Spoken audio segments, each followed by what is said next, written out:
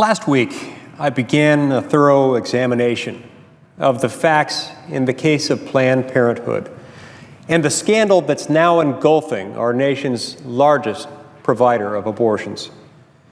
Today, I'd like to review briefly the evidence against Planned Parenthood, evidence brought to light thanks to whistleblowers and conscientious journalists working with an organization called the Center for Medical Progress. After hearing that Planned Parenthood, in addition to performing almost 1,000 abortions every single day, was also selling the organs and body parts of its victims, CMP began investigating. CMP's investigation, which it calls the Human Capital Project, lasted for more than 2 years. Its findings have finally been published over the last few months in the form of a series of video documentaries posted on the internet, consisting mostly of interviews and undercover reporting of Planned Parenthood officials and facilities. The videos have sparked debate and controversy and have thrown the abortion industry and its political clients back on their heels.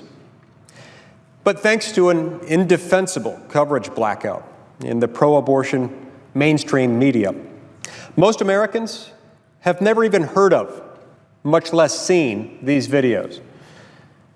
Based on the vote the Senate took last month, and in particular based on the lack of substance coming from the other side of the aisle during that debate, it's a good bet that most of our colleagues defending Planned Parenthood haven't seen those videos either. So I thought it might do some good to at least get the facts into the congressional record before we move forward. To date, 10 of the expected 12 videos have been posted on the homepage for the Center for Medical Progress. Now, the first video was posted on July 14th and showed a lunch meeting between CMP investigators posing as corporate buyers of fetal organs and Planned Parenthood's senior director of medical services. In the course of this business lunch, we learned from the senior Planned Parenthood official's own words that Planned Parenthood clinics traffic in the body parts of aborted children as a matter of routine, that Planned Parenthood keeps these transactions at the local franchise level for legal reasons that appear to be designed to sidestep corporate liability, that Planned Parenthood's abortionists may alter their surgical procedures, allegedly after consent forms have been signed, so as to maximize the organ harvest from unborn children. This was the infamous moment when we learned that Planned Parenthood doctors can, quote, crush below and, quote, crush above the baby's most lucrative parts. And finally, we learned that such alterations may involve performing dangerous and illegal partial birth abortions. Mr. President, these revelations by themselves, in and of themselves, all by themselves, shock the conscience. But they were only the beginning. In the Center for Medical Progress's second video, released on July 21st, we witness another undercover business lunch with investigators again posing as corporate organ buyers, this time with the president of Planned Parenthood's Medical Directors Council. What we see in this video, contrary to Planned Parenthood's protestations, is without question a financial negotiation about the price of baby organs. They're not talking about compensating Planned Parenthood for procurement and delivery costs. No, they're haggling. As the official, herself a medical doctor, jokes at one point, "I want a Lamborghini." In another video released August 4th, the vice president and medical director of Planned Parenthood of the Rocky Mountains is seen not only discussing exactly this kind of market pricing, but the need to conceal such transactions through message discipline. Here we learn that Planned Parenthood physicians do indeed alter their surgical procedures, quote, in a way that they get the best specimens, close quote. That is, not to serve their patients, but to maximize their sales numbers. Because, as this vice president boasts, quote, "My department contributes so much to the bottom line of our organization." Subsequent videos have only corroborated these allegations. From the CEO of STEM Express, a major corporate buyer of fetal body parts, we learned that, yes, the price of fetal tissue is driven by supply and demand, not just cost reimbursements. And sometimes this market goes beyond organs and tissue and actually traffics in whole unborn children.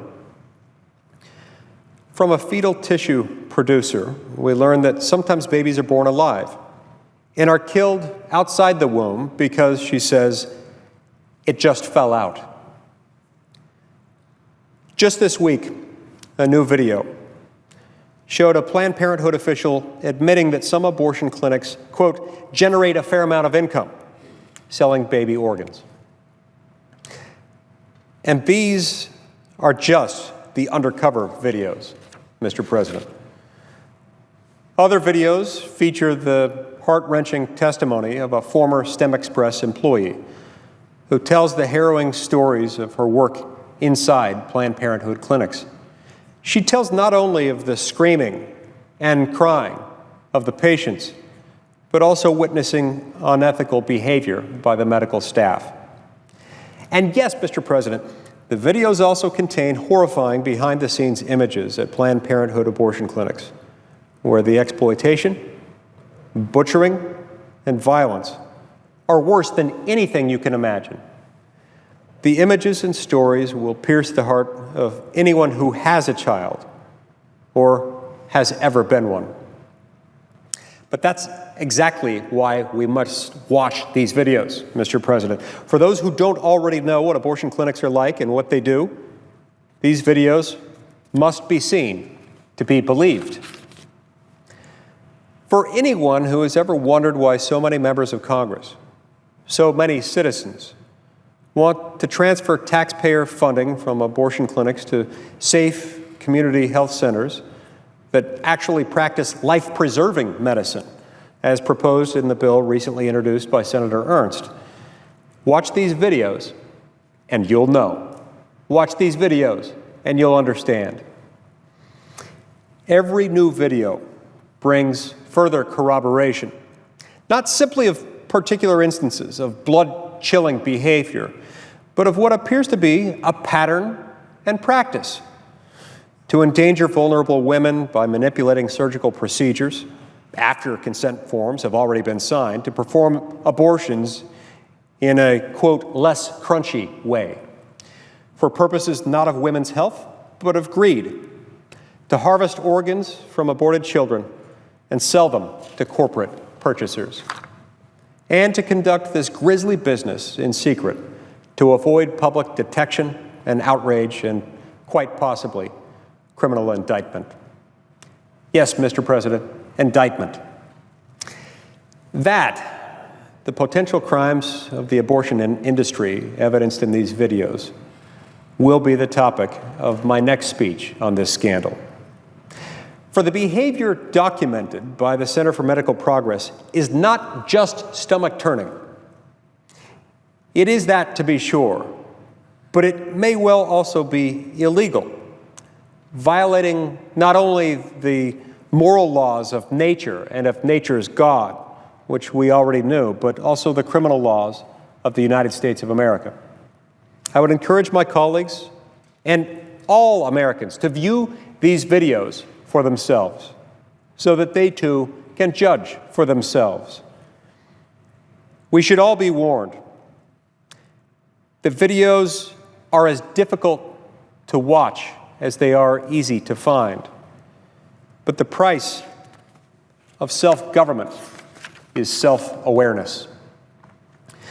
The American people need to know the truth about what actually goes on in America's abortion clinics, what lies are being told and what crimes are being committed in their name and with their own money. The truth about human life and dignity has the power to set us all free. But first, we have to tell it. Thank you, Mr. President. I yield the floor.